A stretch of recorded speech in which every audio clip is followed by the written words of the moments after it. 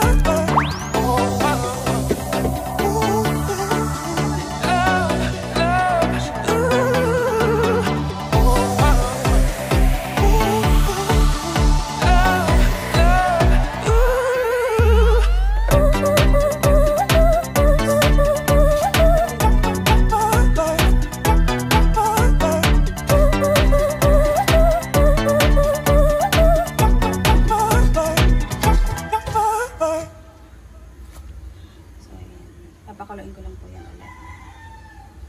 Ilalagay ko lang po yung chilies. Saka yung ito. Sinigang mix. May isda po yung gamit ko. Pwede naman isda. Pwede naman hipon. So ayan. Malapit na siyang maluto. Mabulok po talaga ang hipon. Ayan. So, maluluto nito yan. Ito ay na guys. Luto ng aking sinigang na hipon. Ayan, masarap siya guys. Tinikman ko na siya. Ayan guys, ang aking sinigang na hipon.